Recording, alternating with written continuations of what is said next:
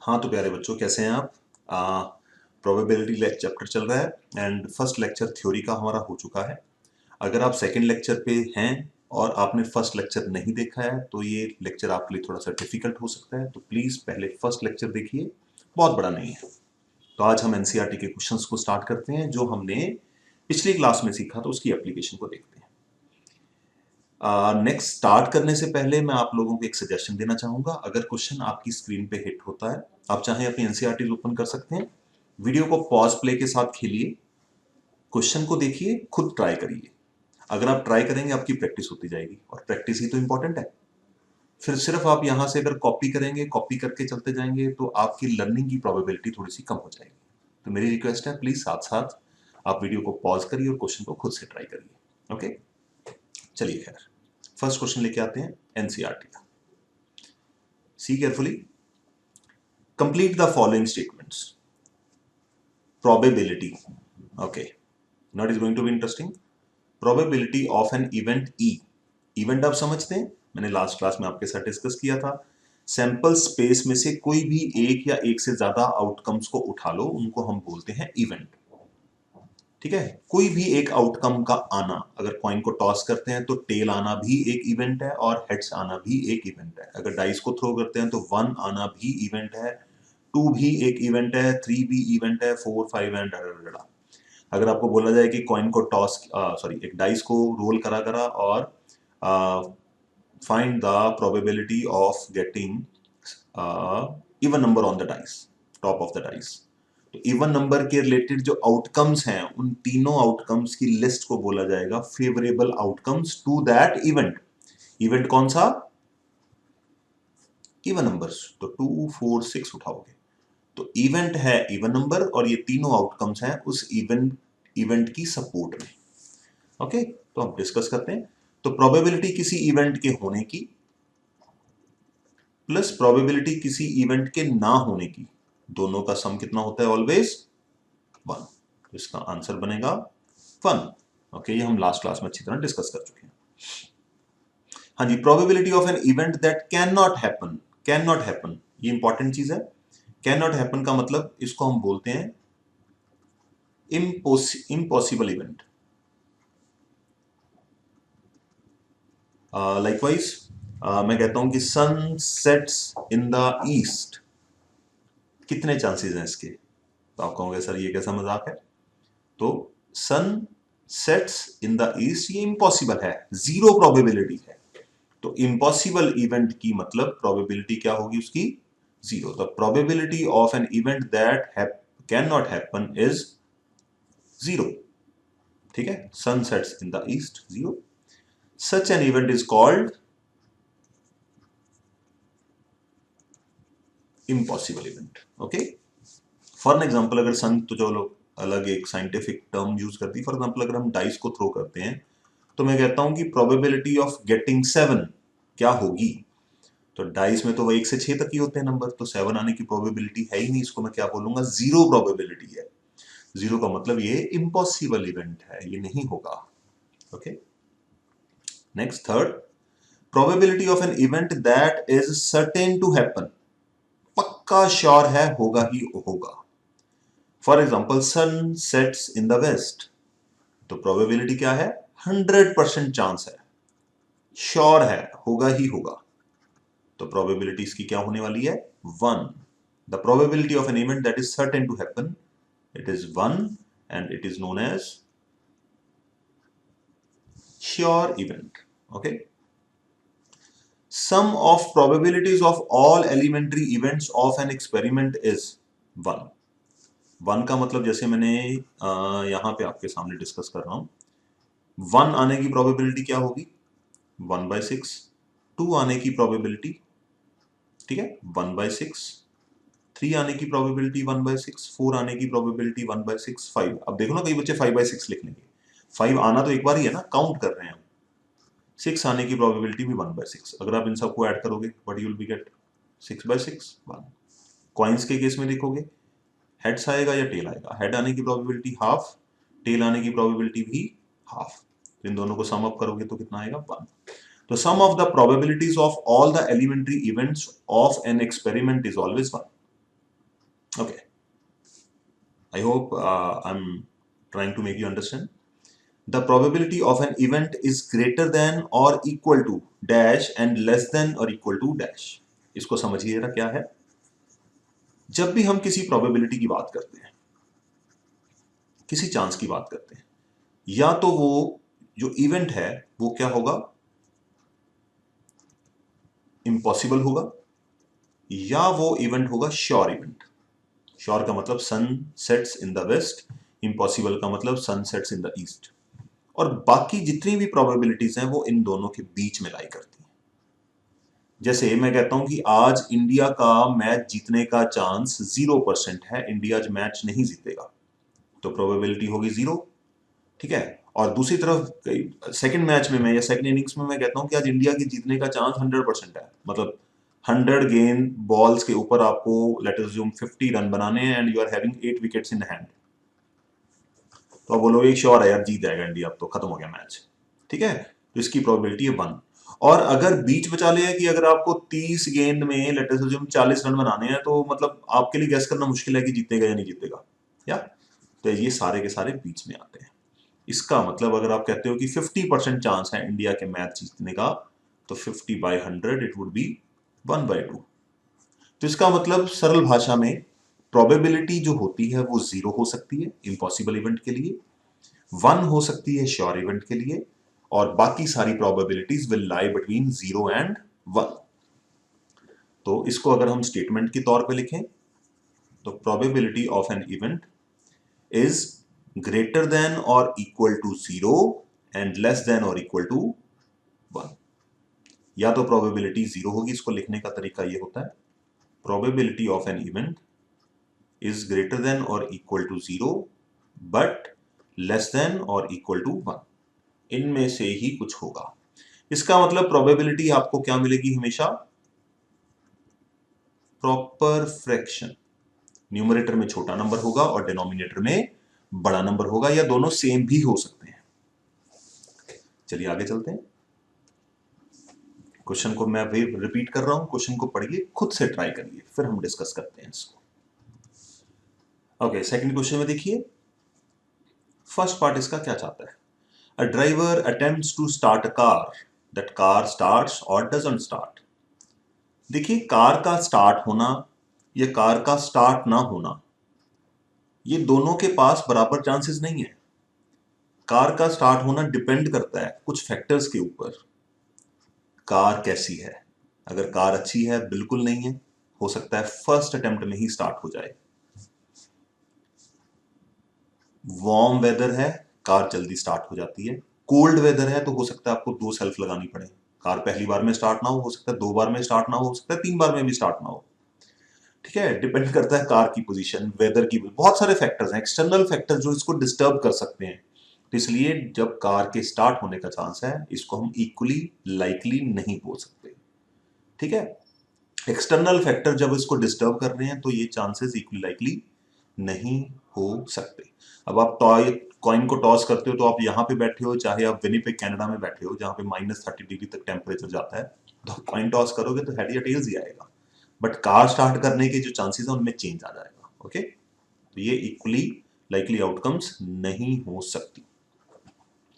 A player attempt to shoot a basketball, she or he shoots or misses the okay again, अगर कोई attempt करता है किसी basketball को हिट करने की या शूट करने की, तो ये भी एक एक्सटर्नल फैक्टर के ऊपर डिपेंड करता है। ये किसके ऊपर डिपेंड करता है, एक्सटर्नल फैक्टर है एबिलिटी ऑफ दैट प्लेयर। अगर वो प्लेयर ज्यादा एबल है तो वो चांसेस ज्यादा हैं कि वो शॉट कर लेगा, और अगर वो कम एबल है, उसके बाद टैलेंट कम है, मेहनती कम है, प्रैक्टिस कम है, तो उसके चांसेस कम है। तो और एबिलिटी के बारे में हमारे पास कोई इंफॉर्मेशन नहीं है, तो हेंस इसके भी इक्वली लाइकली चांस नहीं हो सकते। ओके, थर्ड देखिए, trial is made to answer a true false question, the answer is right और रॉन्ग। हाँ, ट्रू फॉल्स में आप आंसर तीसरी ऑप्शन नहीं है आपके पास, या तो आप आंसर के लिए ट्रू बोलोगे या आप आंसर के लिए फॉल्स बोलोगे। तो दोनों के पास होने के जो इवेंट के चांसेस हैं वो बराबर चांसेस हैं, या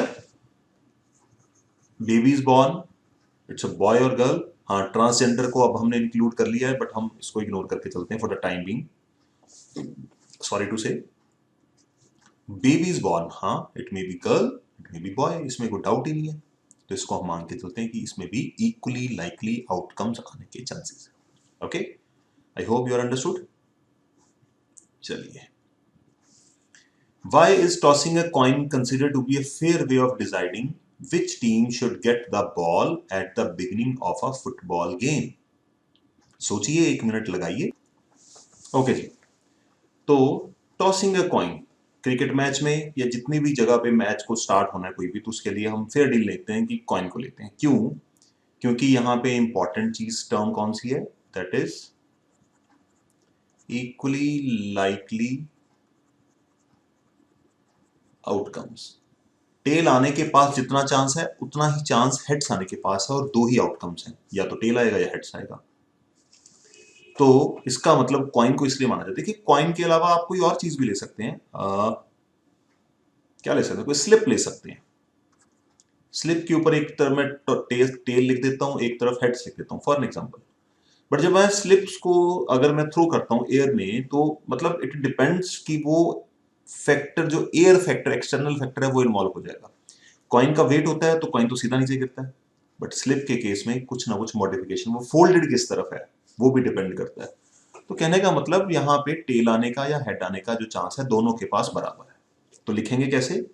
when we toss a coin the possible outcomes are only two, those are heads और tales.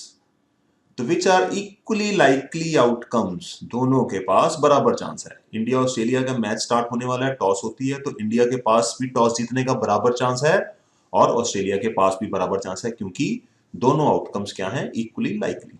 Therefore, the result of an individual toss is completely unpredictable.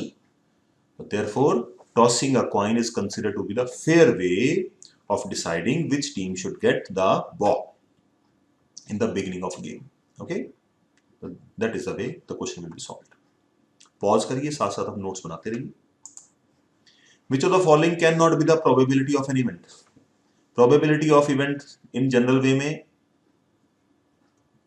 Negative नहीं हो सकती। नेगेटिव का मतलब लेस देन 0, ओके, और it can not be greater than 1।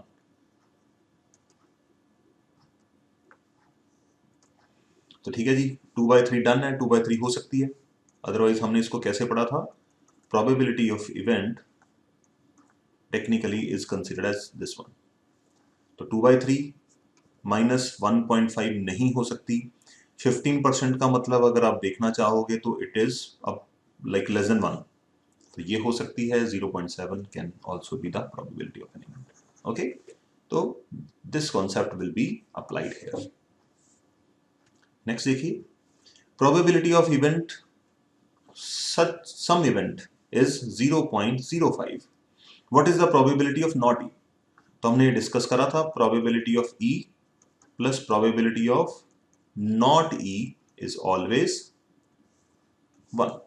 तो probability of event कितना है? 0.05, और probability of not E हम इसको नोट कर लेते हैं। अब not E लिखें या E बार लिखें की बात है, 1। तो probability of not E comes out to be 1 minus 0.05, it comes out to be 0.95. that is our answer.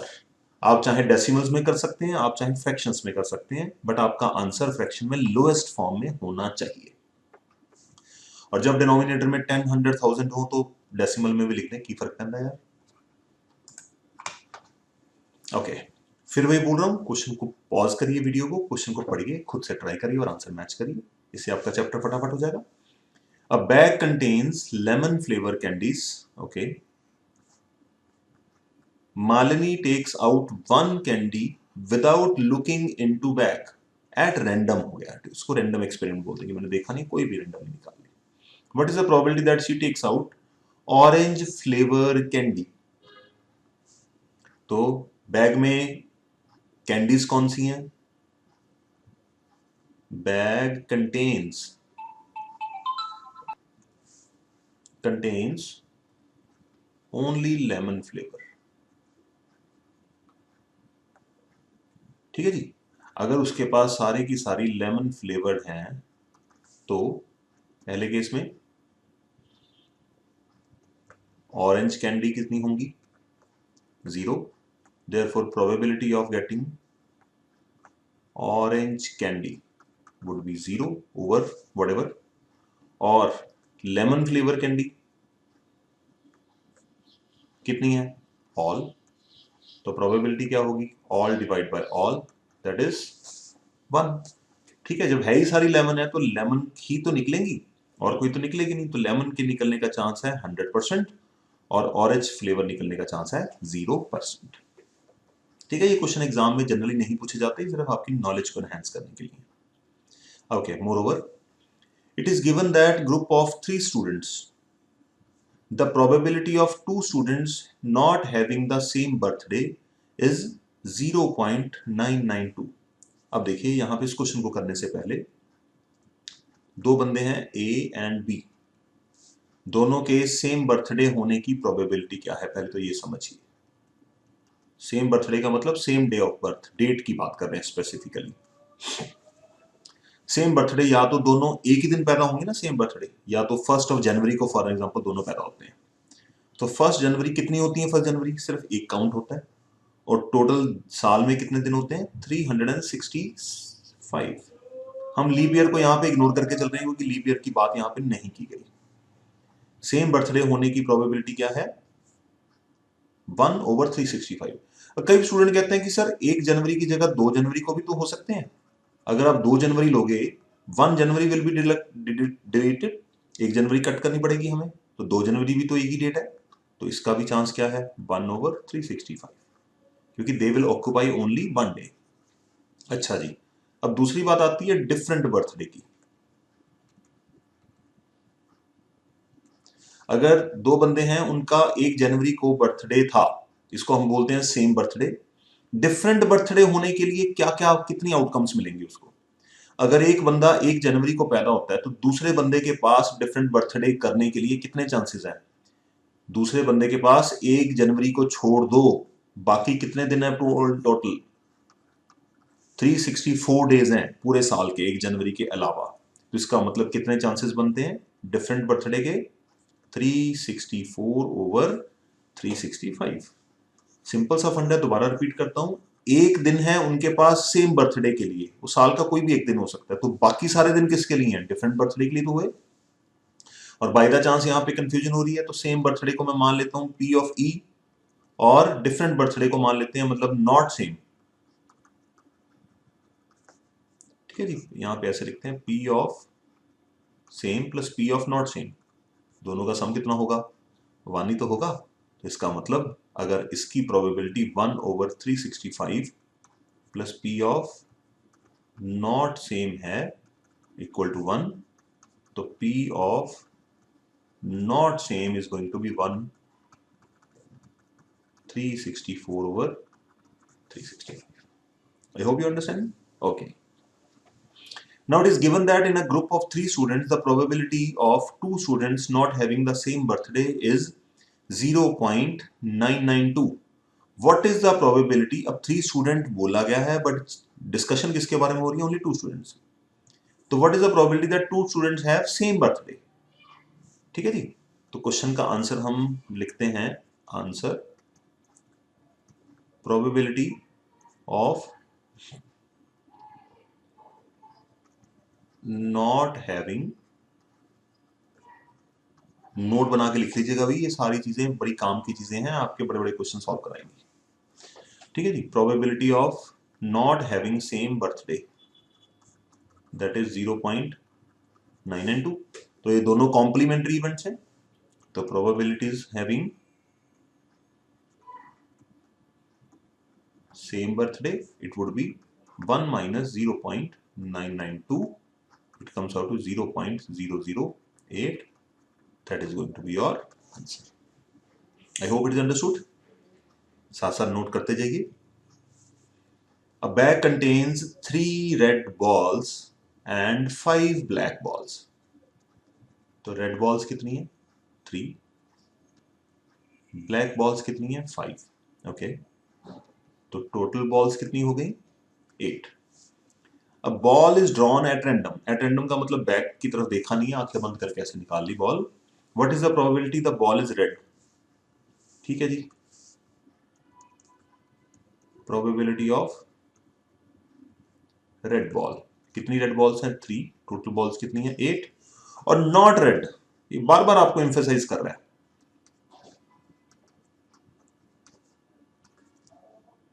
1 minus 3/8.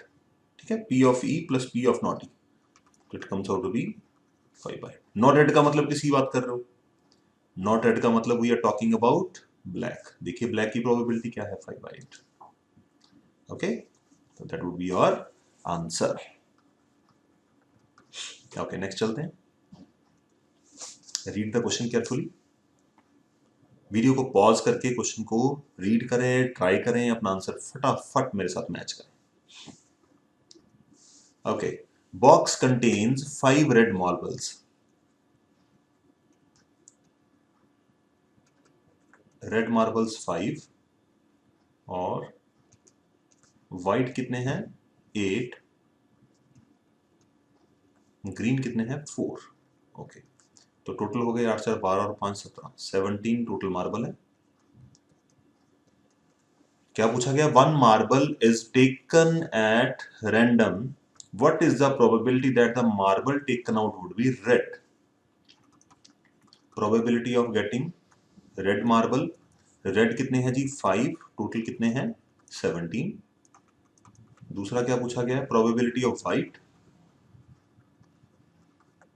White की प्रोबेबिलिटी कितनी है? व्हाइट की आउटकम्स 8 और टोटल है 17. अब थर्ड केस में देखिए, थर्ड केस में हमसे पूछा गया नॉट ग्रीन.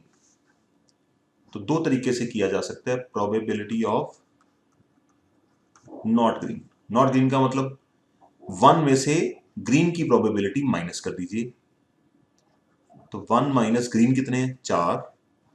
4/17, या it comes out to be 13/17.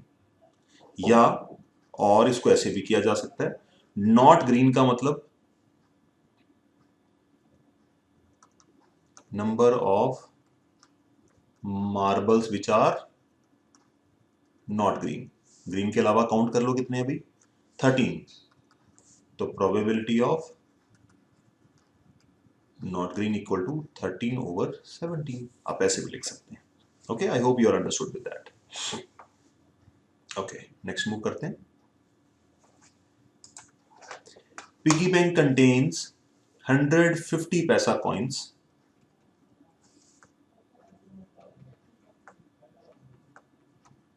150 rupee 1 coin.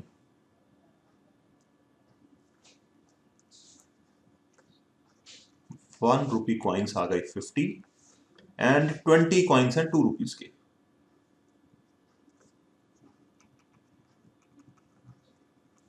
ठीक है जी, 10 कॉइन्स हैं ₹5 के.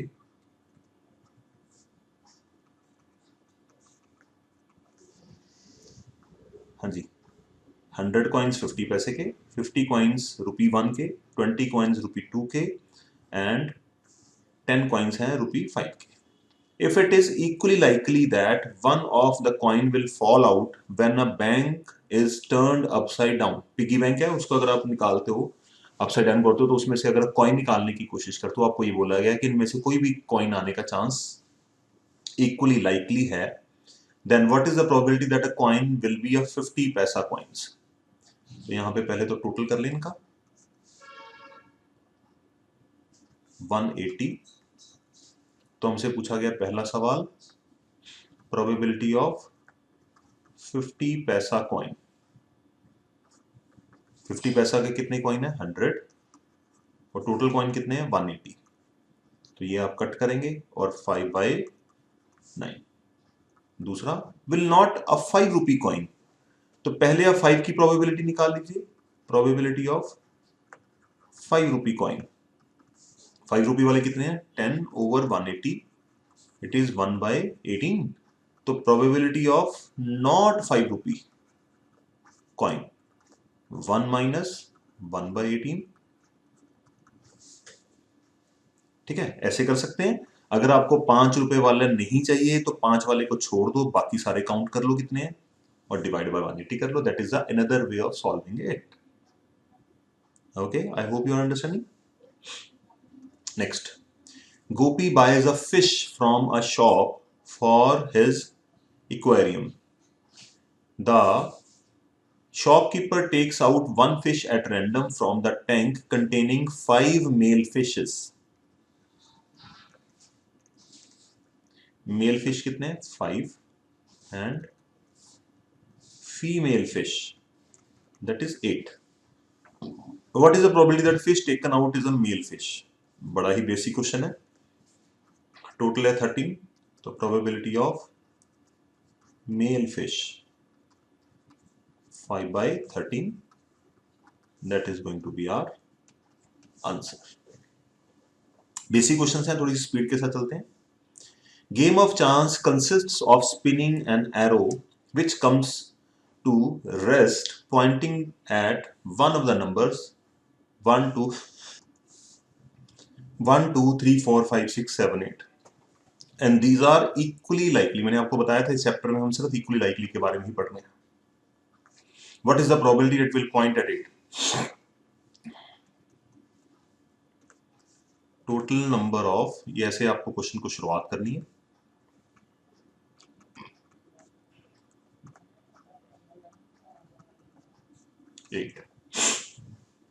एट आने का पहला नंबर ऑफ, ये एग्जाम में लिखने के लिए फेवरेबल आउटकम्स फॉर 8 कितनी है? सिर्फ एक ही बार 8 आने का चांस है. Therefore probability of this event would be 1 by 8. दूसरा आपसे पूछा जा रहा है ऑड नंबर. तो ऑड नंबर कौन से हैं? 1 3 5 7, 4 ऑड है. तो probability of 4 by 8 that is 1 by 2. Okay. Third, number greater than 2. Greater than 2 का मतलब 2 नहीं लेना. 2 और ग्रेटर देन 2 बोलना होता फिर हम 2 लेते. ग्रेटर देन 2, 2 का मतलब 1 और 2 को छोड़ दो. 3 4 5 6 7 8 6. greater than 2, 6 by 8, it comes out to be 3 by 4. And last, fourth, number less than 9. All are less than 9.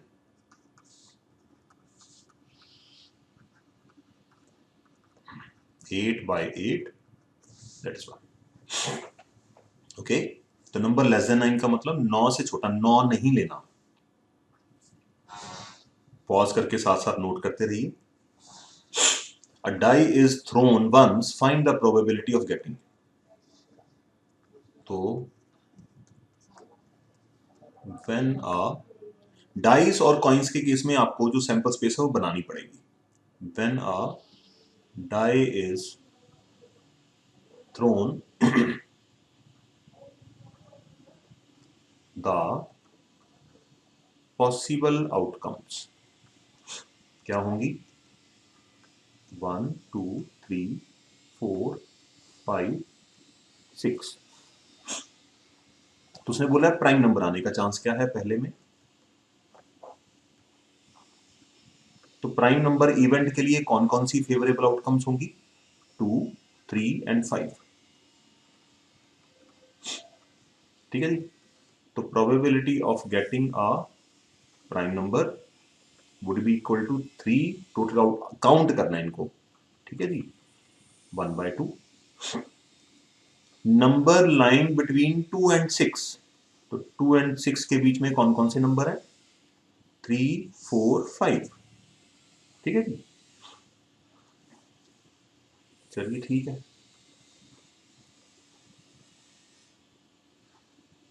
Number between 2 and 6, that is 3 4 5. 3 outcomes आ गई. तो probability of that event, number between 2 and 6, आप चाहे P of E लिख सकते हैं अगर आपने इवेंट को यहां पे डिफाइन कर दिया तो. would be equal to 3 by 6, that is half. and an odd number, तीसरे केस में ले लेते हैं ऑड नंबर। ऑड नंबर कौन कौन से हैं? 1, 3, 5। तो probability of this event would be 3/6, it would be 1/2. That is going to be your answer. Note करिए साथ साथ बच्चों, शाबाश, बहुत अच्छा कर रहे हैं आप लोग। हाँ जी, 1 कार्ड इज ड्रॉन, ताश की बात करते हैं। पहले तो इस क्वेश्चन को आंसर करने के लिए एक बार कार्ड्स की डिस्कशन कर लेते हैं। कार्ड्स हमारे कैसे होते हैं?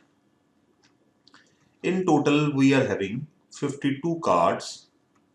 इसमें जोकर और प्लेन कार्ड होते हैं, उनको हम इग्नोर करके चलते हैं। 52 कार्ड्स को हम लोग दो पार्ट्स में डिवाइड करते हैं, ध्यान से नोट करिएगा। 26 red cards and 26 black cards. Red cards को हम फर्दर दो पार्ट्स में डिवाइड करते हैं, जिनको हम कहते हैं हार्ट्स, डायमंड्स। एंड इसी तरह से हम ब्लैक कार्ड्स को भी दो सेक्शन में डिवाइड करते हैं, जिनको हम कहते हैं spades and clubs. These 4 different sets are known as different suits. Okay. 52 cards, 26 red, 26 black. Hearts के होते हैं 13 cards, 13, 13 and 13. There are in total 4 suits. Each contains 13 cards. अब cards किस किस तरह के होते हैं? तो कार्ड्स की पहचान आपके सामने इस तरह से आएगी। 1, 2, 3, 4, 5, 6, 7, 8, 9, 10, J, Q, K। A को हम गिनते हैं एस, ये एक बिल्कुल डिफरेंट कैटेगरी है। 2 से लेके 10 तक, from 2 to 10 we consider these cards as number cards. J को बोला जाता है जैक, जिसको हम हिंदी में बोलते हैं गुलाम। क्यू को बोला जाता है क्वीन, जिसको हम हिंदी में या उर्दू में बोलते हैं बेगम। और फाइनली के है किंग, जिसको हम बोलते हैं बादशाह। तो ये कार्ड्स की बाइफर्केशन है। ए सेपरेट कैटेगरी को बिलोंग करता है, नंबर कार्ड सेपरेट कैटेगरी है, और इन तीनों को जे क्यू के, जैक क्वीन किंग को हम बोलते हैं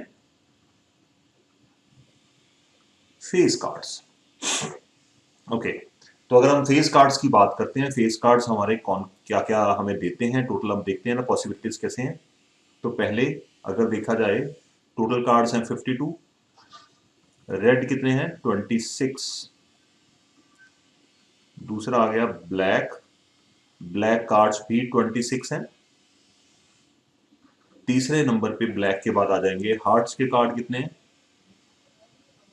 13। इसी तरह से डायमंड के भी 13, स्पेड्स के भी 13, क्लब्स के भी 13। अगर आपको इतना स्ट्रक्चर बनाना आ गया तो आपको याद करने की जरूरत नहीं है, 2 मिनट लगते हैं इसको बनाने में। ठीक है, अगर आपको बोला जाए लाइक एसेस कितने हैं, तो आप बोलोगे 4। अगर आपको बोला जाए रेड कितने हैं, तो आप बोलोगे रेड एस होते हैं 2 एंड ब्लैक एस भी 2 होते हैं। तो जितने टोटल कार्ड्स हैं उनके आधे कर दो, आधे लाल आधे काले। 5वें नंबर पे अगर आपको बोला जाए लाइक नंबर कार्ड्स कितने हैं,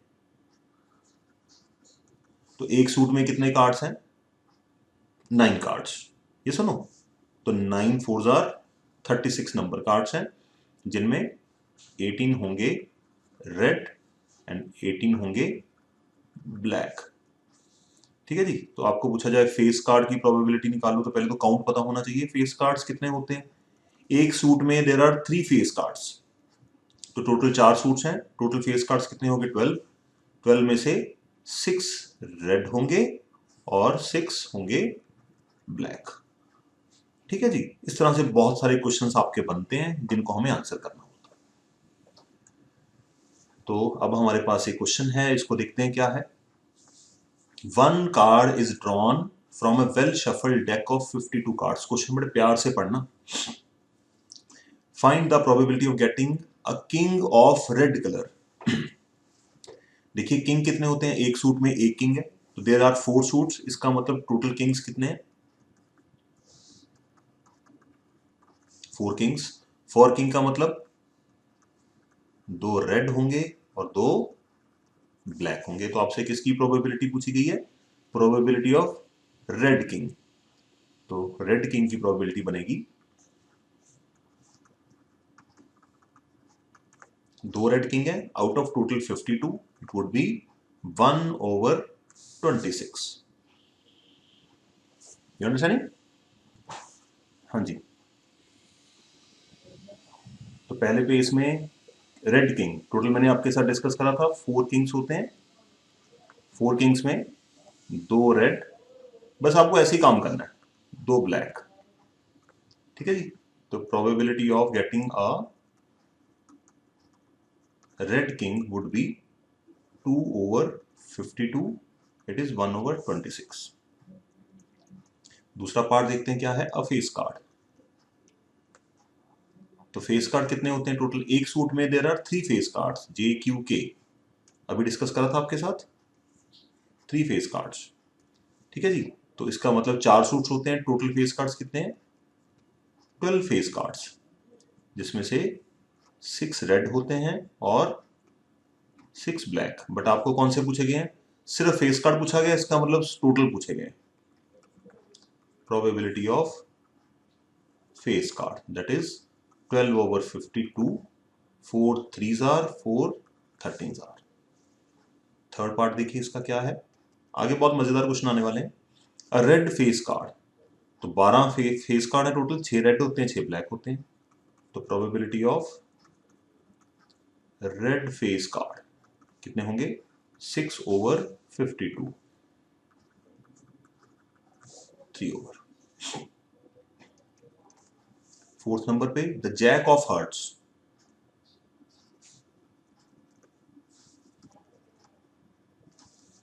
जब आपको किसी सूट की बात की गई है, एक सूट में एक ही कार्ड होता है, हार्ट्स के देखिए पीछे अगर चलते हैं, हार्ट्स के कितने कार्ड हैं, सेम ही तो होंगे सारे, और हार्ट्स के जैक कितने, सिर्फ एक है, तो एक सूट में तो एक ही कार्ड होता है। तो यहां पे आपसे पूछा गया jack of hearts, that is 1, therefore probability of this event would be 1/26। Fifth question क्या है, अ स्पेड, स्पेड के कितने कार्ड्स होते हैं, पूरा सूट ही स्पेड का होता है, तो स्पेड के होते हैं 13 कार्ड्स। तो probability of spade card would be 13/52, that is 1/4।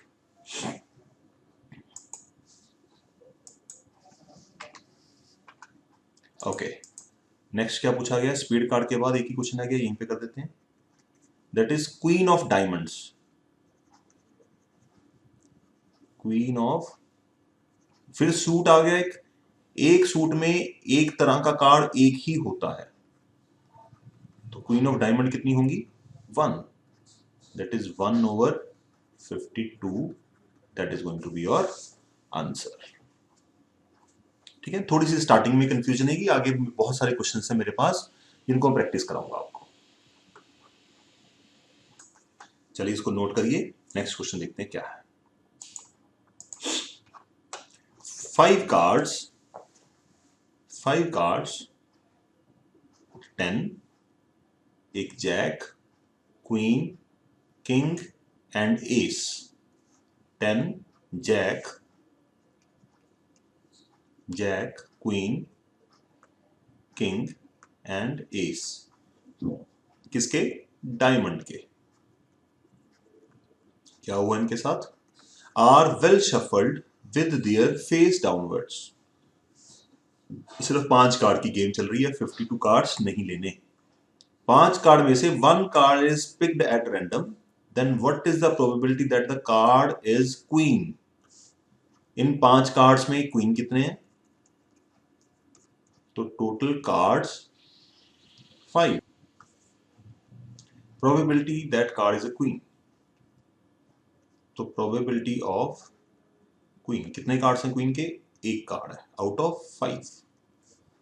तो ये क्वेश्चन आपको ये सिखाना चाह रहा है कि भाई कार्ड्स का मतलब ये नहीं है कि 52 कार्ड्स ही लेने हैं, क्वेश्चन को ध्यान से पढ़ना जरूरी है। ओके, तो गेम खराब हो जाएगी। If the queen is drawn and put aside, अच्छा जी 5 कार्ड्स हैं, उनमें से क्वीन निकाल के हमने साइड पर रख दी, done. What is the probability that the second card picked is an ace and a queen, तो सेकंड का ए। अब हमारे पास कितने कार्ड्स हैं, 4 कार्ड्स, और उनमें क्वीन नहीं है, नो क्वीन, मतलब टेक्निकली कार्ड्स लिख लेते हैं 10 जे के एंड ए। अब क्या पूछा गया, एस आने का चांस क्या है, तो इन 4 में से, अब देखो ना 4 ही कार्ड है निकालने के लिए, एस कितने हैं, 1, तो 1 out of 4 and be a queen. अब क्वीन तो चारों में है नहीं कोई भी, नो क्वीन, तो प्रोबेबिलिटी क्या है 0/4, दैट इज 0। तो कहने का मतलब ऐसा भी होता है कि अगर 52 कार्ड्स हैं, उनमें से 6 कार्ड मैंने बाहर निकाल कर रख दिए, कोई भी आपको बता दिया जाएगा क्वेश्चन में, तो अब आप प्रोबेबिलिटी किन कार्ड्स के ऊपर चेक करोगे, 44 कार्ड्स, 46 कार्ड्स के ऊपर प्रोबेबिलिटी चेक करोगे। ओके, तो that is the way of solving these questions. Next question, 12 defective pens are, एक मैं आपको पहले भी बोल चुका हूं, वीडियो को पॉज करिए, क्वेश्चन को खुद से ट्राई करिए, तभी बात बनेगी। 12 defective pens are accidentally mixed with 132 good ones. तो यहां पे देखिए डिफेक्टिव पेन कितने हैं,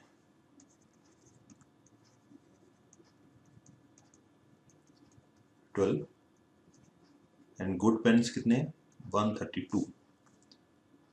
आगे पढ़िए, it is not possible to just look at the pen and tell whether or not it is defective. अब पेन तो अंदर से मतलब उसका रिफिल हो सकता है खराब हो, तो पेन को ऊपर से देख के बताना बड़ा मुश्किल है कि वो ठीक है या गलत है। One pen is taken out random, determine the probability that the pen taken out is a good one. तो देखिए यार, टोटल पेन कितने हो गए पूरे लॉट में, 144। तो किसकी प्रोबेबिलिटी पूछी गई है, pen taken out is a good one, तो probability of good pen 132 over 140। ठीक है जी, तो 12 11s are and 12 12s are, probability is 11/12, that is going to be the answer of this problem। ठीक है जी, सिंपल क्वेश्चन चल रहे हैं, आगे देखिए 17 का first, a lot of 20 bulbs contain 4 defective bulbs। तो पहली प्रॉब्लम में टोटल बल्ब्स कितने हैं, लॉट का मतलब आप पैकेट मान सकते हो कोई, ठीक है, बल्ब्स, एंड डिफेक्टिव कितने हैं, डिफेक्टिव इज इक्वल टू 4, इसका मतलब गुड वन कितने हैं, 16। One bulb is drawn at random from the lot. What is the probability that the bulb is defective? तो इसमें आ जाएगा probability of defective bulb is 4 over 20, that is going to be 1/5। Okay, चलिए first question हमारा complete. Suppose that the bulb drawn in 1, अब हमने जो एक bulb निकाला था, is not defective and is not replaced। तो यारा देखिए ध्यान से, दूसरे केस में क्या होने वाला है,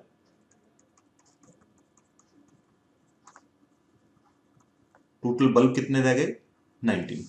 क्योंकि ये जो बल्ब हमने निकाला था, यहाँ पे एक बल्ब निकाला था ना, एक बल्ब निकाल के हमने उसको साइड पे रख दिया, तो टोटल बल्ब कितने, 19। और बल्ब की क्वालिटी क्या है, the bulb is not defective, इसका मतलब जो निकाला था वो डिफेक्टिव नहीं था। टोटल बल्ब कितने थे, डिफेक्टिव बल्ब 4, तो अब भी कितने हैं डिफेक्टिव, डिफेक्टिव 4 ही हैं। इसका मतलब गुड बल्ब कितने बचे फिर, गुड बल्ब पहले कितने थे, 16, एक हमने निकाल दिया, what we are left with 15 bulb. या what is the probability that a bulb is not defective, not defective का मतलब गुड, तो probability of not defective that is going to be 15/19। दोबारा समझिए, फर्स्ट कार्ड में, फर्स्ट क्वेश्चन में हमने एक बल्ब कार्ड निकाला, जो बल्ब क्या है, डिफेक्टिव। तो डिफेक्टिव आने की प्रोबेबिलिटी पूछी गई है, टोटल हमारे पास 20 बल्ब्स हैं, 4 डिफेक्टिव है, तो डिफेक्टिव की प्रोबेबिलिटी क्या होगी भाई? बड़ा सिंपल है, 4/20, दैट इज डन। अब सेकंड क्वेश्चन में कहानी बिल्कुल बदल दी है, फर्स्ट पार्ट के साथ रिलेट मत करिए। Bulb drawn in 1 is not defective, इसका मतलब मैंने गुड बल्ब निकाला और निकाल के उसको साइड पर रख दिया, फॉर एग्जांपल सेल कर दिया। तो मेरे पास गुड बल्ब पहले कितने थे? 16, अब कितने बच गए? 15। डिफेक्टिव बल्ब लॉट में कितने थे? 4, उनको तो मैंने हाथ भी नहीं लगाया, तो डिफेक्टिव बल्ब आर स्टिल 4, तो दोनों का सम कितना हो गया? In total 19। तो हमसे क्या पूछा गया? Probability of getting a non defective, not defective का मतलब गुड बल्ब, दैट इज 15, और टोटल कितने हैं? 19, तो 15/19 is going to be the answer. और बाई चांस अगर आपको ये सीन ना समझ आए तो आप इसको थोड़ा सा बैकवर्ड करके दोबारा ट्राई कर सकते हैं। ओके, चलिए क्वेश्चन पढ़िए क्या है, वीडियो को पॉज करिए। A box contains 90 discs numbered from 1 to 90. One disc is drawn at random from the box. तो नंबर्स कौन से हैं? 1, 3, 2, 3, 4 and till 88, 89 and 90. Find the probability it bears a 2-digit number. 2-digit number कहां से start होंगे? 10 से start होंगे। Total 90 है। देखिए एक तरीका तो ये है कि 10, 11, 13, 14 करके आप ट्राई करें। एक तरीका ये है कि टोटल डिस्क कितनी है? 90, और 1 डिजिट वाली कितनी है? 9। तो 2 डिजिट वाली कितनी हुई? क्योंकि 90 तक है ना, 90 भी लिया जाएगा, इसका मतलब 2081। तो प्रोबेबिलिटी पहला part, 2 digit number, it is going to be 81 over 90, 9 9s are 9 10s are। तो 10 में से 10 में से 9 बार चांसेस हैं कि आपका 2 डिजिट नंबर ही आएगा। You are getting my point? अब perfect square number, perfect square number आप गिन लीजिए कौन कौन से होते हैं। 1, 4, उसके बाद 9, 16, 25, 36, 49, 64, 50 की लाइन में कोई नहीं होता। 64 के बाद 9 9s are 8 8s are 64, 9 9s are 81, और 10 10s are 100, वो तो नहीं चलेगा, तो काउंट कर लो 1 2 3 4 5 6 7 8 9 9। तो probability of a perfect square number, it is going to be, total कितने हमने गिने थे? 9 over 90, it is going to be 1/10। Okay, third part, number divisible by 5।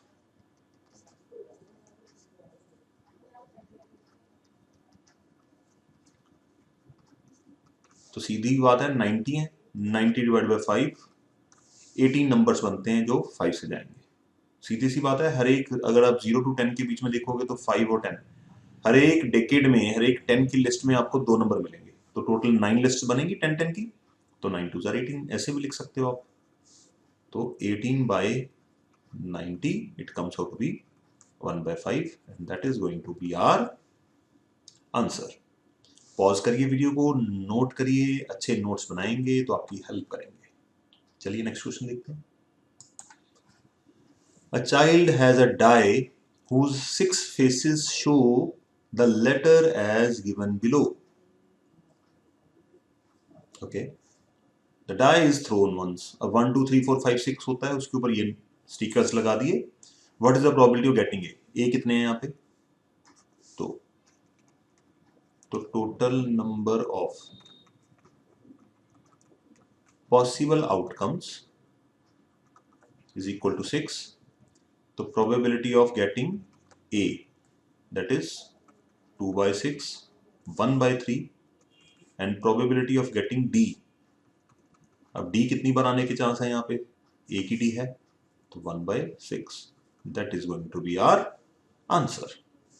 देखने में कई बार कॉम्प्लिकेटेड लगते हैं क्वेश्चंस, बच्चों इजी होते हैं, प्रोबेबिलिटी के क्वेश्चन तो इजी माने जाते हैं।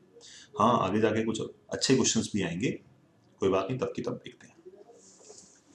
अब इस क्वेश्चन को देखिए, suppose that you drop a die at random on the rectangular region shown in the figure ठीक है जी, आपके पास एक सर्कुलर डाई है और आप उसको रेक्टेंगुलर जैसे प्लॉट है उसमें अगर आप फेंकते हैं, the probability that it will land inside the circle with diameter 1। ठीक है, तो इसके अंदर अगर कोई आप डिस्क आपके पास, अगर आप उस डिस्क को इसके अंदर गिरने के चांसेस क्या हैं, यहां पे गिरने के चांसेस क्या है? सीधी सी बात है, बड़ा ही सिंपल क्वेश्चन है। ऐसे क्वेश्चंस में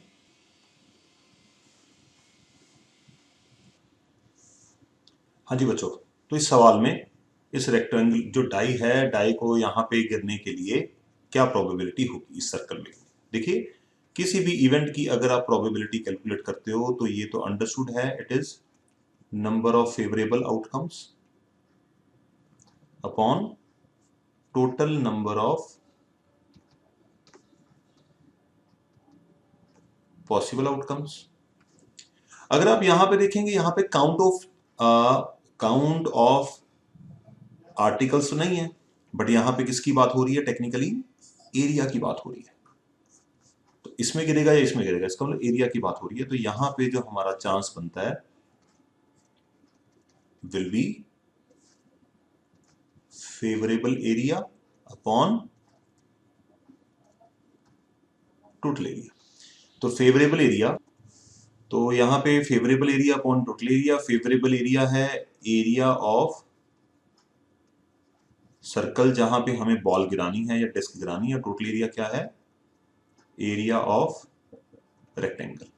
तो एरिया ऑफ सर्कल, डायमीटर कितना है सर्कल का? डायमीटर 1 है, तो आर कितनी होगी? हाफ। तो pi r square upon rectangle का एरिया, लेंथ और ब्रेड्थ दे रखी है 3 × 2, तो it comes out to be π/4 divide by 6।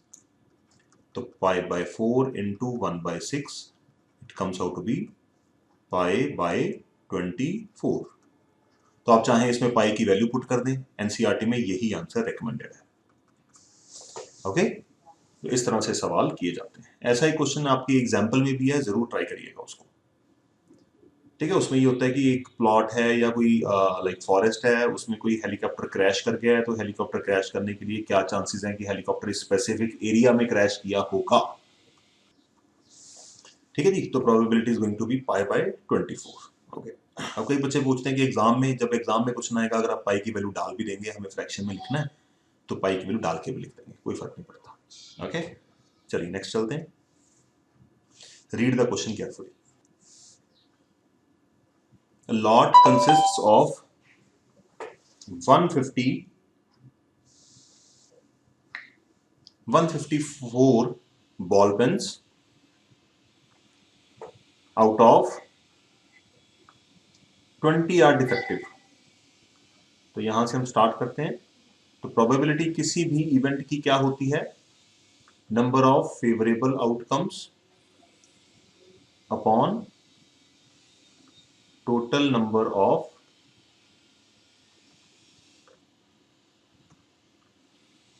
Possible outcomes. ठीक है जी, तो यहां पे हमारे पास टोटल पेन्स कितने हैं, पहले तो वो देख लें एक बार। That is 144। डिफेक्टिव कितने हैं? 20। एंड अदर आर गुड, तो इसका मतलब गुड कितने हैं? 124। Noori will buy a pen if it is good, but will not buy if it is defective. ठीक है, यहां पे खरीदेगी, यहां पे नहीं खरीदेगी। The shopkeeper draws one pen at random and gives it to her, what is the probability that she will buy it और नॉट? बाय का मतलब गुड पेन की बात हो रही है, और नॉट बाय का मतलब डिफेक्टिव पेन की बात हो रही है। तो यहां पे फर्स्ट केस में फेवरेबल कौन कौन से हैं? विल बाय इट, क्योंकि उसने स्पेसिफाई किया है कि she will buy only good pen. तो गुड कितने मेरे पास? 124। Therefore probability she buys it, it would be 124 over 144। तो 4 3s are 4 1s are and 4 3s are 6 are 31/36। Okay, दूसरा क्या है? She will not buy, not buy का मतलब फेवरेबल, यहां पे फेवरेबल क्या होने वाला है, डिफेक्टिव इस केस के लिए। ओके, फेवरेबल का मतलब ये नहीं है कि उसकी फेवर में डिफेक्टिव खरीदना, प्रोबेबिलिटी के तरीके से। तो यहाँ पे कितने हैं डिफेक्टिव 20, तो probability she does not by that is 20 over 1, 4 5s are 4, that is going to be our answer. You understanding the point? यहाँ पे उसने थोड़ा सा इसको पैराफ्रेज किया है, she will buy it, और यहाँ पे उसने बाय क्या है कि she will buy a pen if it is good, मतलब buy is directly related with good. Okay, चलिए नेक्स्ट क्वेश्चन पे चलते हैं।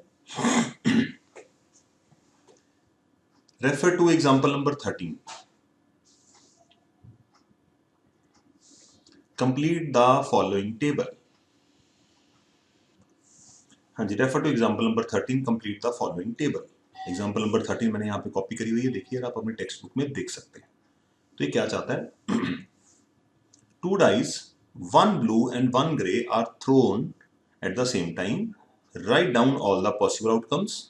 What is the probability that the sum of two numbers appearing on the top of dice is 8? तो ये same question हम थोड़ी देर पहले इसके साथ का मैं आपको सैंपल स्पेस में करा के चुका हूं, एक बार आपको रिवाइज करा देता हूं और आप इस क्वेश्चन को खुद से ट्राई करिए प्लीज।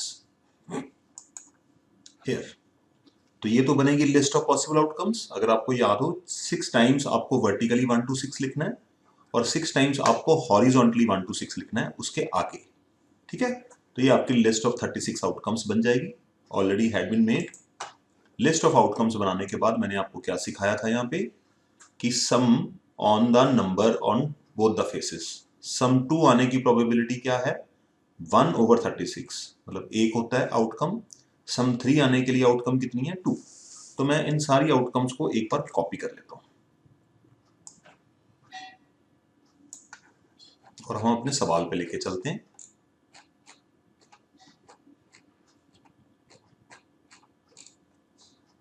हियर, ओके, तो देखिए जरा, ये मेरे पास सम की लिस्ट आ गई, ऑलरेडी आपको सिखा चुका हूं। अगर बाई चांस आपको याद नहीं है, वैसे तो आपके पास नोट्स बन चुके होने चाहिए, अगर आपको याद नहीं है तो आप मुझसे डिस्कस कर सकते हैं। हाँ जी, तो सम 2 आने की प्रोबेबिलिटी क्या है, आउटकम्स कितनी है 1, तो सम 2 आने की probability 1/6। Sum on the dice ऊपर लिखा हुआ और नीचे उनकी प्रोबेबिलिटी है। सम 3 आने के कितने केसेस हैं, 2 केसेस हैं। सम 3 आने के कितने केस हैं, 2, तो it would be 2/36, it is going to be 1/18। Sum 4 आने के कितने केसेस हैं, 3, तो 3/36, जस्ट अ सेकेंड,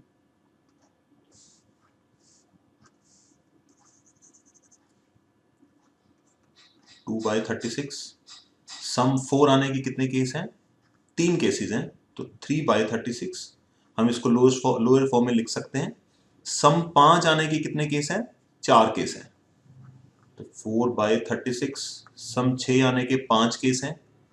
सम 7 आने के 6 केस हैं।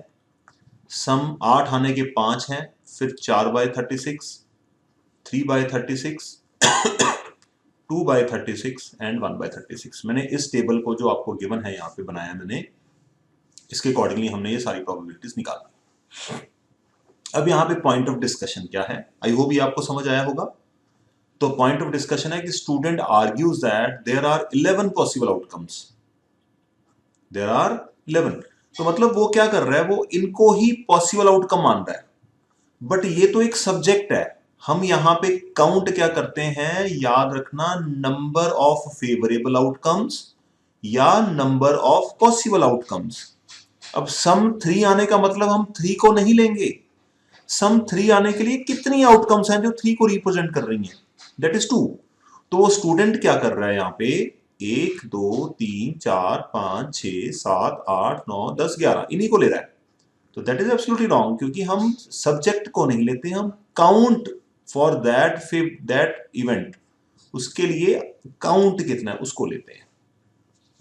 ये सुनो, जस्टिफाई करने के लिए मैं आपको स्टेटमेंट लिखाता हूं, फिर आप इसको जस्टिफाई करिएगा, ठीक है। तो उसने 1/11, उसने बोला है कि 11 केसेस हैं, तो 11 केसेस कहाँ हैं यहाँ पे, यहाँ पे केसेस को काउंट करो, ये सारे केसेस बनते हैं।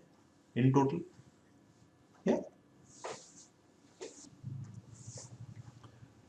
तो इनकी प्रोबेबिलिटी 1/11 ली जा सकती अगर सबके आने के बराबर चांस होते। 2 के आने का भी एक चांस होता, 3 के आने का भी एक चांस होता, 4 के आने का भी एक, या सबका 2-2 होता।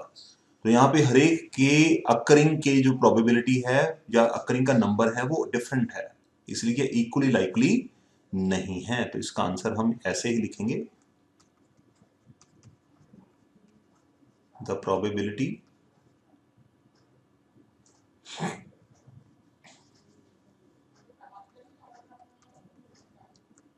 can't be taken as 1/11 because they are not equally likely. I hope you understood. थोड़ा सा क्वेश्चन ट्रिकी है बट इतनी भी कोई डिफिकल्टी वाली बात नहीं होगी। दोबारा से एक बार पढ़ोगे, प्रैक्टिस करोगे तो बात बनेगी। ये लिस्ट बनानी अगर आपको आती है तो आपका काम आसान हो जाएगा। चलिए नेक्स्ट देखते हैं क्या है। Game consist of tossing a 1 rupee coin 3 times. Try to understand. मैंने आपको सैंपल स्पेस में सिखाया था कि एक कॉइन को 3 बार टॉस करना या 3 कॉइन को एक बार टॉस करना। हम इसको 3 कॉइन्स ही मान के चलते हैं। 3 कॉइन्स कैसे मानेंगे? देखिए, अगर एक कॉइन को 3 बार टॉस करते हो तो पहले उसके ऊपर हेड आ सकता है, दूसरा भी हेड आ सकता है, जब तीसरी बार टॉस करोगे तब भी हेड आ जाएगा। ये तो एक केस हो गया। फिर दूसरा केस बनाएंगे, पहले के ऊपर हेड आ गया, सेकंड टॉस में टी आ गया, थर्ड टॉस में एच आ गया। इस तरह से लिस्ट बनाते हैं। तो 3 कॉइन्स के केस में यहां पे हम सोल्यूशन में लिखेंगे व्हेन, जैसे क्वेश्चन में बोला गया है, 1 coin is tossed 3 times the sample space is, तो S gives us H H H H H T। ये बनाना मैंने आपको ऑलरेडी सिखाया हुआ है, आप चाहें तो वो वाला मेथड भी यूज कर सकते हैं। H H H T T H and T D। H H photocopy method, T H T T। तो पहले वाले के आगे आप लगा दो H और दूसरे वाले के आगे लगा दो T। आप चाहें तो ये फॉर्मेट यूज कर सकते हैं। तो H T H T H H T T H H H T H T T T H T T T T। अब हमसे क्या पूछा गया है? चलिए आगे बढ़ते हैं सवाल में। Hanif wins if all the tosses give the same result. Same result का मतलब अगर तीनों हेड आते हैं या तीनों टेल्स आते हैं, एंड लूजेस अदरवाइज। तो उसके विनिंग वाले केसेस कौन कौन से हैं? अगर मैं इसको लिखता हूं, ये केस उसको जितवाएगा और ये केस भी उसको जितवाएगा, बाकी सारे उसको हरवा देंगे। मतलब 2 केस ऐसे हैं आउट ऑफ दीज 8 जो उसको जितवाएंगे, बाकी उसको हरवा देंगे। तो calculate the probability the Hanif will lose the game. तो यहां पे number of outcomes which will make him lose 6। ठीक है जी। तो probability of this event would be 6/8, तो 3/4। ठीक है, यहां पे क्लियर है ना? उसके जीतने की जो प्रोबेबिलिटी है वो डिपेंड किसके ऊपर करती है? जब तीनों हेड आएंगे तब जीतेगा, जब तीनों टेल आएंगे तब जीतेगा। इसमें 2 केसेस ही हैं जिसमें वो जीत सकता है। तो हारने का क्या है? 4 में से 3 बार वो हारेगा। ये एक सर्टेन गेस होता है, इट इज नॉट श्योर कि 3 बार ही हारेगा, हो सकता है 4 के 4 बार ही हार जाए। मतलब एक गेस के ऊपर आधारित है ये। Okay, a die is thrown. ठीक है जी। तो प्रोबेबिलिटी का फॉर्मूला तो अब आपको याद हो गया होगा। तो जब एक डाई को हम थ्रो करते हैं तो sample space comes out to be 1 2 3 4 5 6। Dice के केस में भी ऐसी होता है, 1 डाइस थ्रोन ट्वाइस है या 1 डाइस इज थ्रोन वंस है। तो अगर 1 डाइस इज थ्रोन वंस है तो ये आएगा 1 die is thrown twice, 2 बार है, तो हमें सोच के काम करना पड़ेगा। 1 2 3 4 5 6। कोशिश करिए ये सैंपल स्पेस बनाइए ताकि आपकी प्रैक्टिस होती रहे। 1 2 3 4 5 6, 1 2 3 4 5 6, 1 2 3 4 5 6। ये बनाने का पर्पज सिर्फ ये है कि आप भी मेरे साथ बनाएं ताकि आपकी प्रैक्टिस हो जाए, नहीं तो आप मुसीबत में फंस सकते हैं। ओके, सो 1, उसके बाद हॉरिजॉन्टली 1 2 3 4 5, एक और आएगी वर्टिकली, 5 ही बनी। 1 2 3 4 5 6, ओके 6। हाँ जी, तो फर्स्ट पार्ट में हमें क्या पूछा गया है, किसकी प्रोबेबिलिटी चाहिए? 5 will not come up either time. Either time का मतलब 5 दोनों में से किसी में भी नहीं आएगा। तो कौन कौन सी लिस्ट बनती है, उस लिस्ट को आइडेंटिफाई करते हैं। 1 2 3 4, यहां पे 5 है, इसको नहीं कंसिडर करेंगे। नॉट वाला देखना है, नॉट। ओके, तो 1 2 3 4, ये नहीं लेंगे, सॉरी 5। तो इस तरह से देखेंगे, हर में 5 इसमें है, 5 इसमें मिलेंगी, 5 इसमें मिलेंगी। नॉट वाली देख रहे हैं, 5 विल नॉट कम, ओके 5 इसमें। अब इसमें देखोगे, इसमें सब में 5 है, तो इसका मतलब यहां पे आउटकम्स कितनी है इस इवेंट के लिए फेवरेबल? 0, और यहां पे फिर से 5 का मतलब 2 3 4 और 5। तो टोटल आउटकम्स कितनी बन गई? 1 2 3 4 5, 25, 25। तो देयरफॉर हम लिखेंगे number of favorable outcomes to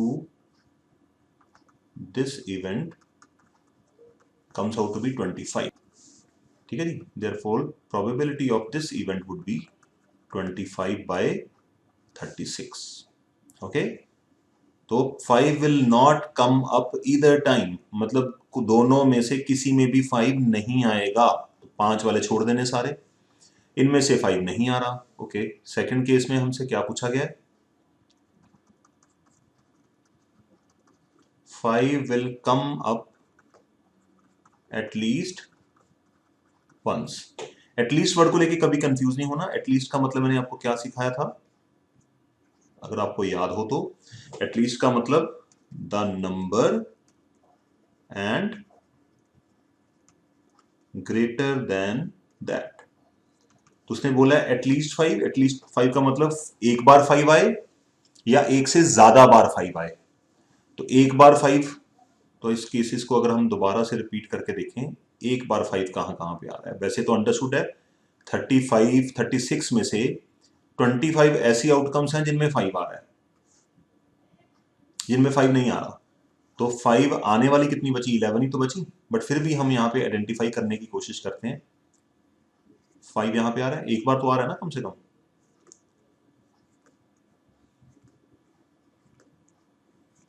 ठीक है जी, और इसमें ये भी एटलीस्ट में कवर हो गया ये वाला पार्ट, क्योंकि एटलीस्ट में हम क्या लेते हैं? द नंबर और ग्रेटर देन दैट। और यहां से भी एटलीस्ट 5 को सेटिस्फाई कर रहा है। एटलीस्ट का मतलब एक बार तो कम से कम 5 आ रहा है ना। तो टोटल 6 और 6 12, 5 और 5 एक बार, दो बार गिना गया, वर्टिकली भी गिना गया, हॉरिजॉन्टली भी गिना गया। आप चाहे मैनुअली काउंट कर लें, तो 1 2 3 4 5 6 7 8 9 10 11। तो number of favorable outcomes would be 11, therefore probability of this event would be 11 by 36। that is going to be our answer। थोड़ा सा इंटरेस्टिंग क्वेश्चन था। ओके, चलिए नेक्स्ट देखते हैं। 25th question, which of the following arguments are correct and which are not? Give reasons for your answer। Okay, let us see क्या है। Two coins are toss simultaneously, two coins are toss simultaneously, okay.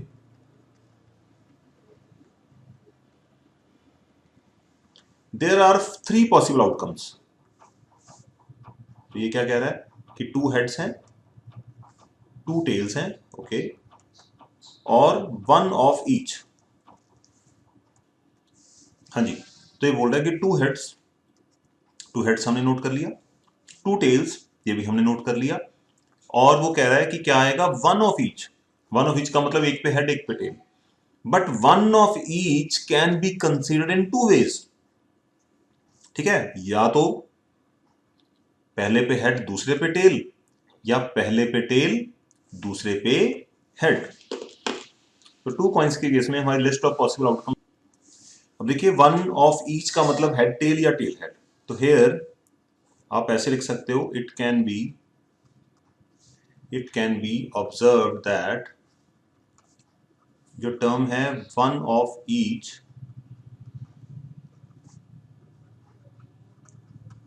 could be written in two ways। कैसे, या तो tail head या head tail. तो ये इसमें error आ गया, therefore probability, therefore each outcome की आने की प्रोबेबिलिटी 1/3 है।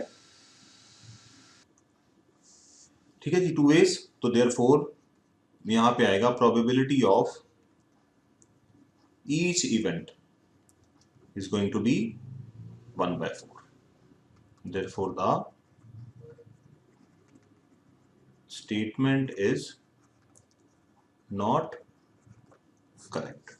समझ आ गई ना कहानी कहां पे फंसी है हमारी आके, ये वन ऑफ ईच पे फंसी है।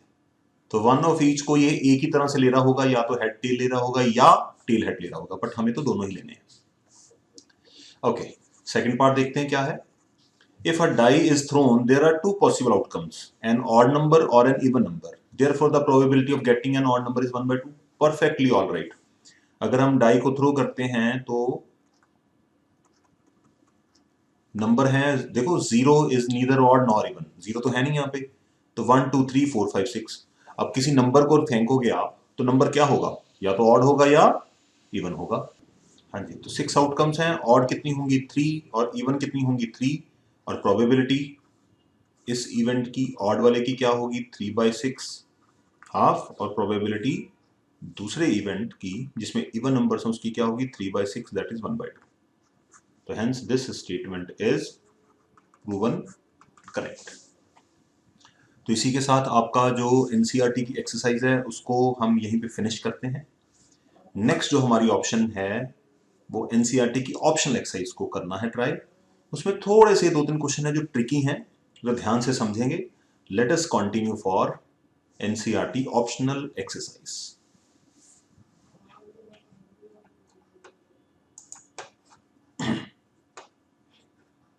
Read the question carefully. Two customers, Shyam and Ekta, are visiting a particular shop in the same week. On which days? Tuesday, Wednesday, Thursday, Friday, Saturday. So we are assuming that Sunday and Monday the shop is closed. Each is equally likely to visit the shop. दोनों के पास shop पे जाने का बराबर chance है। On any day as on another day. ठीक है जी। What is the probability? अब देखो probability के क्वेश्चन को समझने से पहले हमें ये देखना है कि यहाँ पे नंबर ऑफ पॉसिबल आउटकम्स की लिस्ट क्या होगी। ये थोड़ा सा टेक्निकल काम है। दोनों शॉप पे जा रहे हैं, दिन कौन कौन से हैं हमारे पास, ट्यूसडे, वेडनेसडे, थर्सडे, फ्राइडे और सैटरडे। तो यहाँ पे हम एक सिचुएशन लेके चलते हैं। फॉर एग्जाम्पल जो बॉय है श्याम, वो ट्यूसडे को शॉप पे जाता है। यू अंडरस्टैंड, ट्यूसडे को शॉप पे जाता है। तो जो गर्ल है एकता, उसको उस शॉप पे जाने के लिए चांसेस कौन कौन से होंगे। अगर शाम ट्यूसडे को जाता है तो गर्ल के पास क्या क्या पॉसिबिलिटी है। अगर शाम ट्यूसडे को जाता है तो गर्ल ट्यूसडे को जा सकती है, और अगर शाम ट्यूसडे को जाता है तो girl can visit the shop on Wednesday. अगर शाम ट्यूसडे को जाता है तो गर्ल थर्सडे को जा सकती है, अगर शाम ट्यूसडे को जाता है तो गर्ल फ्राइडे को जा सकती है, और अगर शाम ट्यूसडे को जाता है तो girl can visit the shop on Saturday also. समझ आई बात की? अब शाम के पास भी तो बराबर रास्ते हैं। शाम अगर वेडनेसडे को जाता है तो गर्ल के पास वो ट्यूसडे को जा सकती है, शाम अगर वेडनेसडे को जाता है तो गर्ल भी वेडनेसडे को जा सकती है, शाम अगर वेडनेसडे को जाता है तो girl can visit Thursday, Wednesday को जाता है तो गर्ल कैन विजिट फ्राइडे, और अगर शाम वेडनेसडे को जाता है तो girl can visit on Saturday. अब शाम के पास थर्सडे भी है, और शाम के पास फ्राइडे भी है, और शाम के पास सैटरडे भी है। Tuesday, Thursday, Tuesday, Thursday, sorry Tuesday के बाद यहाँ पे वेडनेसडे आएगा। ओके, वेडनेसडे, थर्सडे, थर्सडे, शाम अगर थर्सडे को जाता है तो girl can visit the shop on Friday, और अगर शाम थर्सडे को जाता है तो girl can visit on Saturday. Tuesday, I hope you are understanding what I mean to. अगर शाम फ्राइडे को जाता है तो गर्ल के पास ये सारी पॉसिबिलिटीज हैं जाने के लिए। ओके, फ्राइडे, वेडनेसडे, थर्सडे आएगा यहाँ पे, सॉरी यहाँ पे थर्सडे आएगा, फ्राइडे, फ्राइडे, एंड अगर शाम फ्राइडे को जाता है तो girl can visit on Saturday. अगर शाम सैटरडे को जाता है तो ये लिस्ट ऑफ पॉसिबल आउटकम्स बनती हैं। सरल बिल्कुल काम किया मैंने। अगर शाम ट्यूसडे को जाता है तो गर्ल के पास Tuesday, Wednesday, Thursday, Friday, Saturday की ऑप्शन है। अगर शाम वेडनेसडे को जाता है तो गर्ल के पास फिर वही 5 ऑप्शंस हैं, और शाम टिल सैटरडे तक जा सकता है। तो ये लिस्ट ऑफ 25 आउटकम्स बन जाती हैं। अब हमसे पूछा क्या गया, बड़ा सिंपल है। What is the probability that both will visit the shop on the same day? Same day कहां पे है? आपके सामने है यहाँ पे।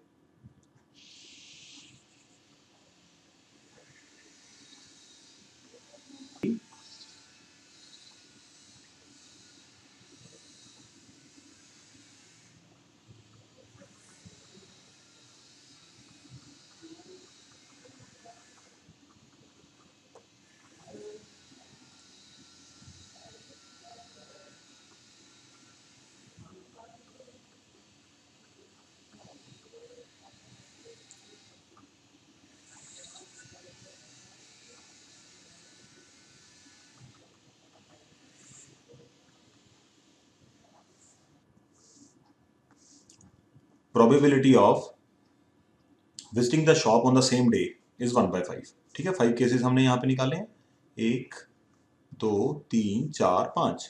और डिफरेंट डे का मतलब नॉट ऑन सेम डे, तो probability of same day plus probability of different day is equal to 1। Same day की प्रोबेबिलिटी 1/5, तो डिफरेंट डे की प्रोबेबिलिटी आ जाएगी 4/5। अगर आपको यहां पे विश्वास नहीं हो रहा तो आप काउंट करके देख लो। 25 में से 5 ऐसे केसेस हैं जहां पे सेम डे है, तो ऑन डिफरेंट डे कितने केसेस बचे? 25 में से 20 डिवाइड बाय 25 करोगे, then you will get 4/5 as answer. तो बहुत इंटरेस्टिंग क्वेश्चन है, गो थ्रू होइए इसके साथ, ट्राई करिए इसको खुद से, तभी आपको समझ आएगा। सैंपल स्पेस बनाना ही क्राइटेरिया इसका। चलिए नेक्स्ट क्वेश्चन को देखते हैं, आप पॉज करके नोट कर सकते हैं इसको। A die is numbered in such a way that its faces show the number 1 to 2। अब डाई को मॉडिफाई कर दिया है, एक डाई के ऊपर 1 है, दूसरे के ऊपर 2 है, फिर 2 आ गया, फिर 3, फिर 3, फिर 6। कहने का मतलब कौन कौन से फेस उड़ा दिए इसमें से? 4 और 5 उड़ा दिए गए। ठीक है, अब इसमें हम वो 36 वाली लिस्ट नहीं बना सकते जो हम यूजुअली बनाते हैं। It is thrown 2 times and the total score in the 2 throws is noted। अब यहां पे क्या है? Number in the first throw and number in the second throw. तो ये फर्स्ट थ्रो है और ये सेकंड थ्रो है, ये लिस्ट। ठीक है जी, और यहां पे ये जो सारे नंबर्स हैं, ये सारे नंबर्स किसको रिप्रेजेंट कर रहे हैं? इनके सम को रिप्रेजेंट कर रहे हैं। ओके, इनका सम कितना कितना आ रहा है तो देखिए जरा। पहली डाई पे अगर 1 आता है, दूसरी डाइस पे 1 आता है, तो सम बनता है 2। पहली डाइस पे 2 आता है, दूसरी डाई पे 1 आता है, तो सम कितना बनेगा 3। पहली डाइस पे अगर 2 आता है, दूसरी डाई पे 1 आता है, तो सम आता है 3। First die has 3, second die has 2, the sum comes out to be, sorry, second die has 1। तो आप समझ गए ना, मैंने ये कॉलम को पहले मैंने 1 के साथ प्लस करना है, फिर इस कॉलम को 2 के साथ, सॉरी इस रो को 2 के साथ, इस रो को 3 के साथ, इस रो को 3 के साथ, एंड फाइनली रो को 6 के साथ। तो सम करते हैं, 2 रोज तो हमें कंप्लीट करके दी गई हैं, तो 1 को इस रो को अब हमें चलाना है 2 के साथ, तो 2 के साथ जो ऊपर आया वही नीचे आएगा, 3 4 4 5 8, क्योंकि ऊपर वाला सम भी किसके साथ है, 2 के साथ ही है। नाउ आगे चलते हैं, इस रो को अब हमें 3 के साथ प्लस करना है, 3 + 1 4, 3 + 2 5, 3 + 2 5, 3 + 3 6, 3 + 3 6, एंड 3 + 6 9। फिर 3 के साथ करते हैं, 4 5 6 6, and the course is complete. समझिए, आपको टेबुलर फॉर्म में दिया गया है, फर्स्ट डाई के ऊपर जो नंबर आ रहे हैं वो ऊपर लिखे हुए हैं, सेकंड डाई के ऊपर जो नंबर लिखे हुए हैं वो वर्टिकली लिखे हुए हैं, हम इनको ऐड करते हैं, तो 1 + 1 gives us 2, 2 + 1 gives us 3, 2 + 1 gives us 3, 3 + 1 gives us 4, 3 + 1 gives us 4, and 6 + 1 gives us 7, and so on। तो ये हमारा टेबल इससे कंप्लीट होता है। इस टेबल के बेसिस के ऊपर हमें कुछ क्वेश्चंस को सॉल्व करना है। What is the probability that the total score is even? Even कैसे होता है, देखो, एक तो आप यहां से ढूंढ के निकाल सकते हो। इवन कैसे होता है, ऑड प्लस ऑड, 1 + 3 इवन होता है, या दूसरा even plus even gives us even. दो ही केसेस में इवन होता है। तो ऑड और ऑड कहां पे, अब यहां से गेस कर सकते हैं इस तरह से कि ये ऑड है और ये ऑड है ना। तो यहां पे हम कर सकते हैं कि ये रिजल्ट इसका क्या आएगा, इवन आएगा। इस तरह से कर सकते हैं, अगर आप ढूंढना चाहते हैं तो ढूंढ सकते हैं। तो हमें क्या चाहिए, total score is even. Score का मतलब सिर्फ इसमें से कंसीडर करना है, ठीक है। ऊपर तो डाइस का नंबर लिखा हुआ है। इवन, इवन कहां पे है, 1 2 3, 1 2 3, 1 2 3, 1 2 3, फिर 1 2 3, 1 2 3। तो कितनी रोज है, 1 2 3 4 5 6, तो 6 3s are 18 पॉसिबल आउटकम्स हैं। तो प्रोबेबिलिटी क्या बनेगी, 18/36, it comes out to be 1/2। मैं अब डिटेल में नहीं लिख रहा, आप इसको समझ चुके होंगे मैं क्या कहना चाह रहा हूं। Probability that the score is 6, 6 आने के लिए चांसेस कहां कहां पे हैं, 6 कितने हैं भाई, 1 6, 2 6, 3 4।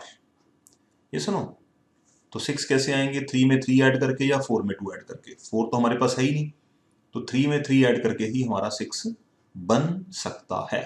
तो सिर्फ और सिर्फ 4 केसेस हैं 6 बनाने के लिए।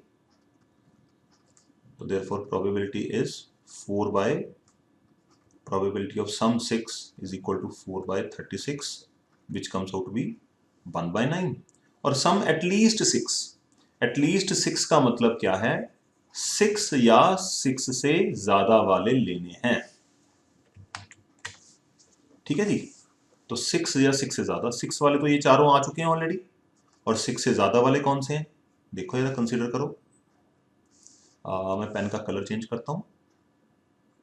6 से ज्यादा, 6 greater than 6 greater than 6 greater than 6 greater than 6 greater than 6 greater than 6 greater than 6 greater than 6 greater than 6, और एटलीस्ट का मतलब 6 भी बीच में कंसीडर किया जाएगा। तो टोटल बन गई ग्रेटर देन 6, ये भी रहा एक 2 3 4 5 6 7 8 9 10 11 12 13 14 15। तो यहाँ पे टोटल केसेस बनते हैं 15 cases. The probability of sum at least 6 is 15/36, 5/12। एक बार दोबारा काउंट कर लें, 1 2 3 4 5 6 4 10 11 12 13 14 15 15 केसेस बनते हैं। तो that is going to be your answer. ठीक है, तो ये जो सम है हमारा वो सिर्फ और सिर्फ यहां से यहां तक है, ये सम है। ओके, इनमें से हमें ढूंढ के रेक्टिफाई करना है। यहां पे देखा टोटल स्कोर पूछा गया है, कुछ और भी पूछा जा सकता है। A bag contains 5 red balls, some blue balls. Probability of drawing the blue ball is double da da da da da. तो मैं ले लेता हूं x blue balls, और किसी भी इवेंट की प्रोबेबिलिटी कैलकुलेट करने के लिए हम क्या लेते हैं बच्चों? Number of favourable outcomes upon total number of possible outcomes. ठीक है जी, ब्लू बॉल्स को हमने x ले लिया। Probability of drawing the blue ball is double of the red ball. तो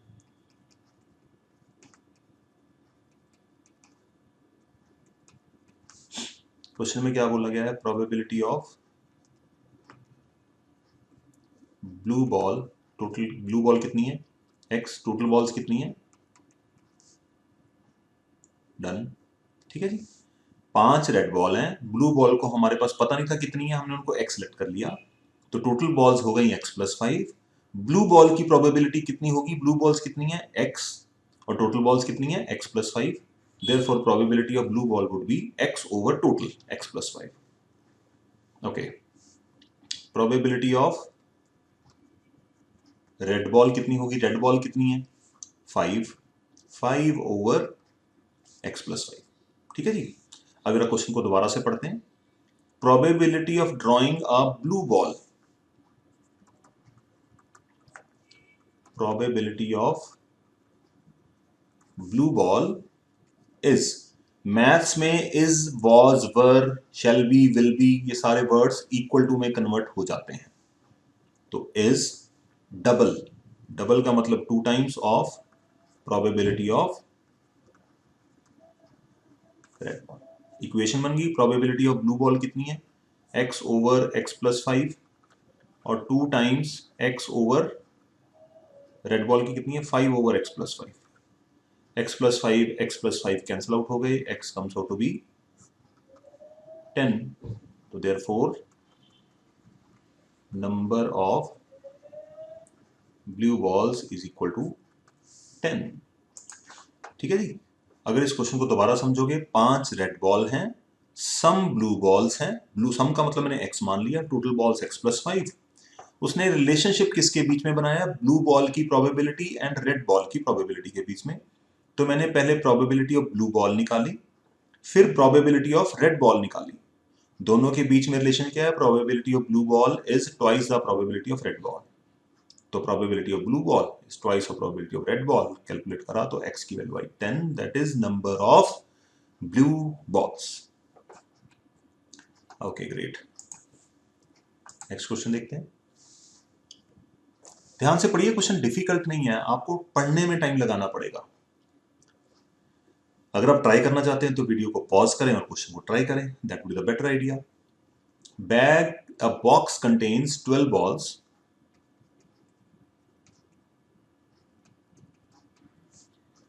जिसमें से x आर ब्लैक। ओके, ठीक है जी। If one ball is drawn at random from the box, what is the probability that it will be a black ball? Total balls 12 हैं, black x हैं, तो probability of black ball would be x/12। ठीक है जी, पहला वाला part यहां पे complete. फिर हमसे बोला गया है if 6 more black balls are put in the box, now if 6 black balls are put, then total balls कितनी हो जाएंगी? 18, और ब्लैक कितनी हो जाएंगी? पहले x थी, अब हमने 6 और डाल दी। You understand? 6 बॉल डाली तो टोटल हो गई 18, और 18 में से ब्लैक कितनी होगी? अगर ब्लैक पहले x थी, अब 6 और डाल दी तो x प्लस 6। ओके, नाउ अब दूसरे केस में drawing the probability of black ball would be, black balls कितनी है? x प्लस 6, और टोटल बॉल्स कितनी है? 18। ये दो प्रोबेबिलिटीज हमारे पास अलग अलग निकल आई। पहले 12 ball x black x by 12, फिर 6 ऐड कर दी 18 बॉल ब्लैक हो गई x प्लस 6, और probability of black ball is x plus 6 by 18। ना अब होगा क्या? ध्यान से सुनना यार। Probability of drawing the black ball is word का मतलब इक्वल टू, तो according to question probability of black ball is now double what it was before। जो नए वाले केस की प्रोबेबिलिटी है वो पुराने वाले केस की डबल है।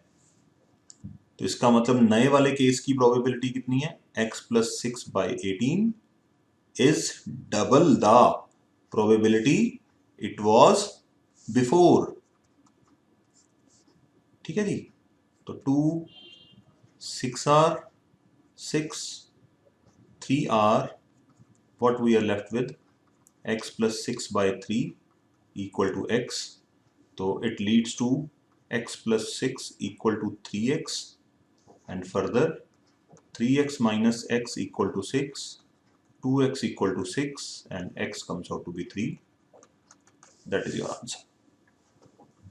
दोबारा 12 balls थी, we had total 12 balls, out of x are black, तो probability of getting the black ball is x by 12।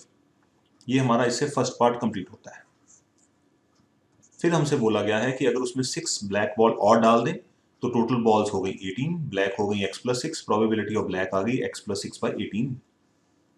तो कह रहा है कि नाउ 6 बॉल डालने के बाद the probability of black ball now, now का मतलब it refers to this one, is double. तो नाउ वाला केस यहां पे आ गया, इज यहां पे आ गया, और डबल का मतलब 2 टाइम्स ऑफ प्रीवियस पुरानी प्रोबेबिलिटी। काट पीट के x की वैल्यू आ गई 3, and that is going to your answer. Okay, चलिए आगे देखते हैं। Jar contains 24 marbles, some are green. फिर मैं कहूंगा क्वेश्चन आप ट्राई करिए खुद से। Some are green other are blue. ठीक है, अब दोनों को एक्स और वाई लेट करें, देखते हैं, आगे पढ़ लें पहले। If a marble is drawn at random from the jar the probability that is green is 2/3। देखो यार, ग्रीन की प्रोबेबिलिटी कितनी दे रखी है? 2/3। अब बॉल्स कौन कौन सी हैं? Green and blue. तो probability of green ball is equal to, ऐसे लिखेंगे, number of green balls upon total number of balls. यही होता है प्रोबेबिलिटी का फॉर्मूला। अब ग्रीन की प्रोबेबिलिटी है कितनी? 2/3। Number of green balls is not known, total number of balls कितनी है? 24। इसका मतलब नंबर ऑफ ग्रीन बॉल्स कितनी होंगी? That is 2/3 into 24, 3 8s are 16 balls निकलेंगी green balls. Again total balls 24, sum total marbles are 24। Green marbles हैं, balls की जगह बच्चों मार्बल लिख लेना। ओके, तो probability of getting the green marble is 2/3। तो ग्रीन मार्बल की प्रोबेबिलिटी क्या होगी? Number of green marbles upon total number of marbles. तो ग्रीन मार्बल की प्रोबेबिलिटी 2/3 दे रखी है, मैंने कॉपी कर ली, और नंबर ऑफ ग्रीन मार्बल्स पता नहीं कितने हैं, that has to be found, and total balls are 24। Cross multiply करेंगे, नंबर ऑफ ग्रीन बॉल्स आ गया 16, हमसे पूछा गया blue balls, therefore blue balls is equal to 24 minus 16, that is 8। that is your answer। okay, so we are, with this question we are done with NCERT exercises, both one और आपको जो इसके examples हैं वो खुद से try करिएगा, please कुछ मत छोड़िए। Wish you all the best. इसके बाद जो एक और लेक्चर आपको मिलेगा, एक या दो लेक्चर मिलेंगे और, जिसमें मैं आपको एक्स्ट्रा क्वेश्चंस कराऊंगा। प्लीज उन लेक्चर्स को जरूर थॉरोली देख लेना। हमारी एनसीईआरटी में एक्सटेंसिव क्वेश्चंस नहीं हैं, अच्छे क्वेश्चंस हैं बट एक्सटेंसिव क्वेश्चंस नहीं है, बहुत अलग टाइप के क्वेश्चंस बन सकते हैं। तो इसके लिए मैं आपके लिए नया lecture back to back send कर दूंगा आपको। तब तक आप इन दोनों लेक्चर से एनसीईआरटी को थॉरोली रिवाइज करिए और उसके बाद फिर मिलते हैं। ठीक है जी, wish you all the best. और इस वीडियो को लाइक, शेयर और सब्सक्राइब करना मत भूलें। Thank you.